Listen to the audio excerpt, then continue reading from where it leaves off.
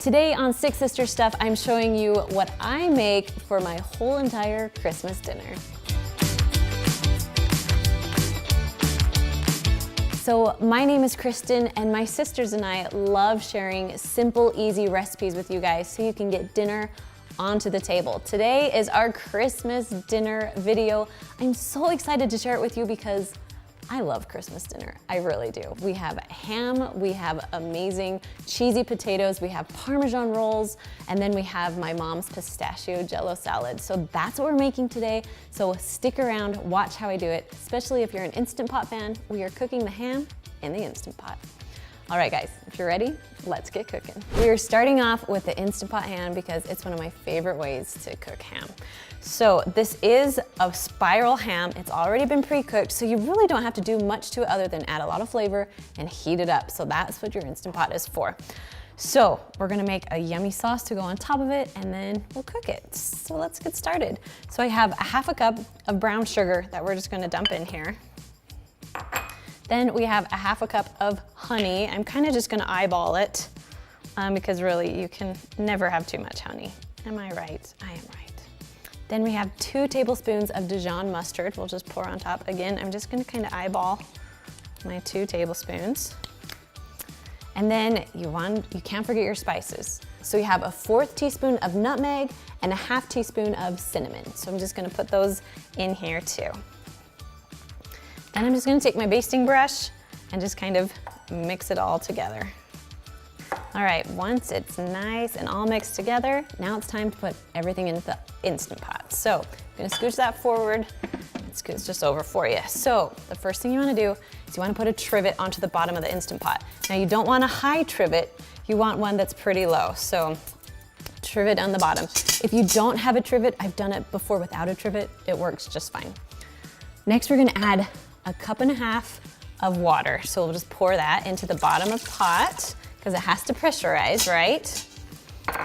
Then I'm gonna show you a little bit how I'm gonna do it to the ham, but then I'm gonna transfer it over so it's not a big brown sugar mess right here. So we're gonna take some of our sauce, and I like to put it in between each piece and just kind of spread it around a little bit. If you need it more liquidy, you can do that too and just add a little bit more water, but I like it nice and thick because it will get more liquidy as it goes on. So just depending on how you like it. Some people just like to take this and just pour it all over so the edges are nice and flavored. I love my inside flavored. So transfer it over. It's gonna be kind of a tight fit. If it doesn't fit all the way for you, you can always trim some edges off and let it fit, but it fits just fine for me. So we're going to just continue basting this little guy, basting the outside, basting the inside, just to give it some yummy flavor. I love that Dijon mustard flavor too, and I can smell it. Once everything's in, you're ready to go. So it's okay if your ham goes over a little bit on the line. You have a little bit of room on your lid, so it's okay if it goes over just a little bit. As long as your whole entire thing is not over, and as long as your lid can go on, you're fine. Okay, so we're gonna put the lid on. There we go. Now, usually I'll have you turn the knob to sealing, not venting. But this one is a different one, so I don't have to turn any knobs, it will automatically do it for me. We're gonna push the pressure cook button. Now, all you have to really do is get it warm. So we're gonna go all the way down to 4 minutes. You heard that right, just 4 minutes is how long you cook your ham. The good thing is you can cook it and then you can just leave it in your Instant Pot until you're all done. All right, so we are good. This is a little bit of a different pot, so I need to push start, but most of the time you can just set the timer and walk away. Okay, so we are all done here. We're just going to wait for it to cook, and then, yep, I'll show you what it looks like. Okay, so once the timer is done, you had your 4 minutes of cooking, you can go ahead and release the pressure. Once all the pressure's out, carefully open your lid. There we go. And you guys, your ham is done. It is all done.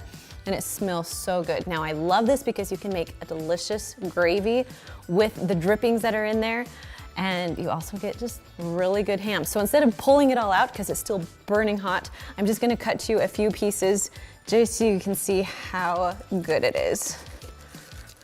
Ooh, there we go. Oh my gosh. Okay, we colored up the edges too with the sauce that we put on. It is delicious, absolutely delicious. Okay, we're all done with our ham. Let's move on to the side dishes. So this one is our 3-ingredient Parmesan rolls. Super simple, super fast, because I mean, you don't want to cook all day Christmas. No. So, you want to show them how to do it? Yes, Perfect. So it's really easy. So we're just using some Rhodes rolls. They're still a little frozen, so we're just gonna roll it in the butter and then just roll it in some Parmesan cheese. And then we have pre-sprayed this with non-stick cooking spray. And so then we'll just put it on our prepared pan. And that's all there is to go it. for it. Just go for So it. Keep doing simple. them. Now, if you don't have this Parmesan, you could always use just shredded Yes, Parmesan too. shredded. I've done that before and it works just fine. Yes. So simple. And you can make as many as you want depending on how many family members you have. Yes. And you can use I think any frozen rolls will work just fine. Okay, so after we get these all set up, you wanna let them rise. So as soon as they're done rising, then you can stick them in the oven, and then they cook at 350 degrees for about 15 minutes. Keep an eye on them, you don't want them to burn. And yeah, super simple and easy. Okay, guys, that's all you have to do for this recipe. So now we'll move on to the next. Nice. All right, the next recipe, which is our side dish, is our cheesy hash brown potatoes. Now, these are also known as funeral potatoes. Mostly that name is known in Utah. So I hope you like them. I love them. All right, we're gonna start with a 32-ounce bag of hash browns, and we're just gonna dump half of it in right now. And then kind of just spread it. Okay, now we're gonna make the sauce that goes on the top. So we're gonna have 2 cups of sour cream. Just pour it right into a bowl.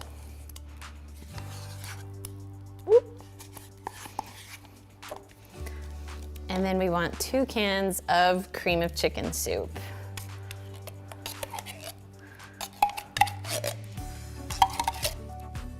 One and 2. And my mom made this at least once a month for our Sunday dinners, and of course always on Christmas. So it's one of our favorites. Okay, we have those. Then we're gonna add a 1/3 cup of onions. You just put it in. And then just a little bit of salt and pepper, just to give it a little flavor. Okay, we're just gonna mix this up just a little bit. Okay, before it's all the way mixed in, we are gonna add 2 cups of cheddar cheese. And again, I buy the pre-shredded because it's just easier for me. If you wanna shred your own, that's great too. Just gonna mix this all together. Make this the perfect cheesy mixture. Woo, I'm out of control. Here we go.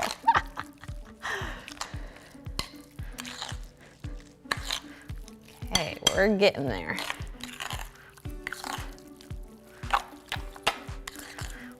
Almost ready.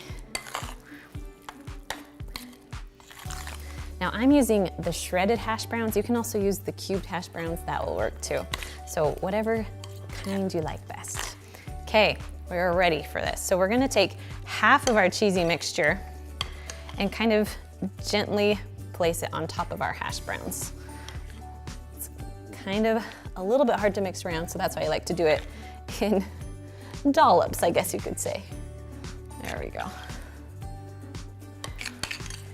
The rest of that, okay.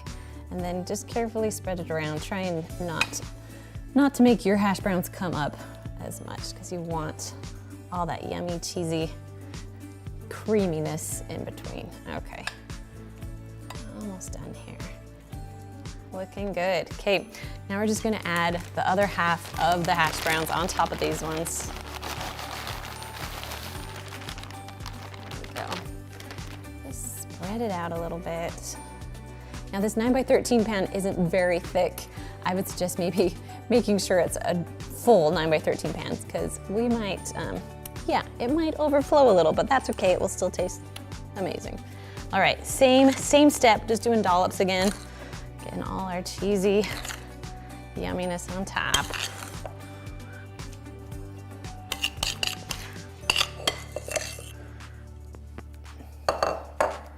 All right, and we're just gonna spread this.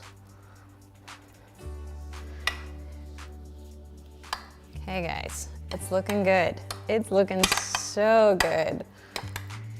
Now for my favorite part is like the crumble on top, the cracker crumble. We're all ready to go here. So now we're gonna take 2 cups of Ritz crackers that we've crumbled up, and then just a half a cup of melted butter. We're just gonna pour it on top of our cracker crumble and then just mix it all together. I don't know what it is about the cheesy potatoes having like a crumble on top. It is my favorite. Okay, whew, kind of losing it. Here we go. Okay, once all the butter is pretty much touching all of the crackers, we are good to go. So I'm just going to just lightly, just kind of sprinkle this on, make sure that it gets everywhere. It is smelling so good. Literally reminds me of like Sundays growing up. So now we are all done, we're ready to go. We're gonna cook it at 350 degrees for about 35 minutes.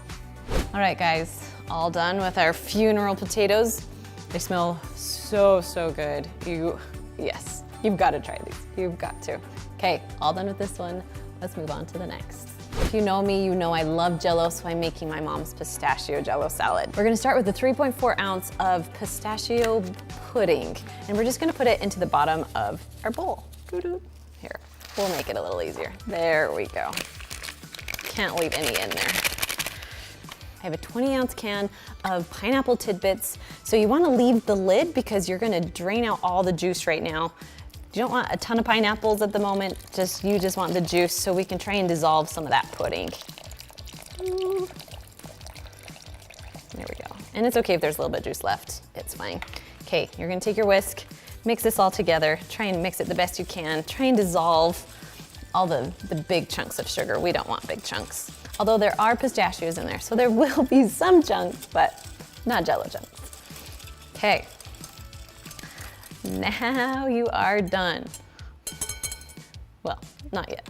Okay, we're gonna add a container of Cool Whip. You guys, I love Cool Whip. I could eat it just right out of the container with a spoon. I do quite often, actually. It's one of my favorites. Not the best for you, but it's good going down. Okay, and we're just gonna kind of fold this in.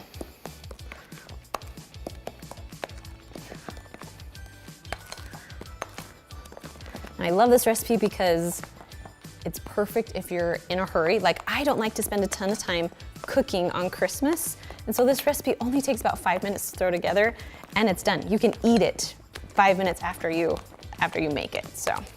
Okay, all mixed together. Still mixing a little bit more of that Cool Whip, but we'll put other things in too. Okay, now we're gonna add the rest of our pineapple.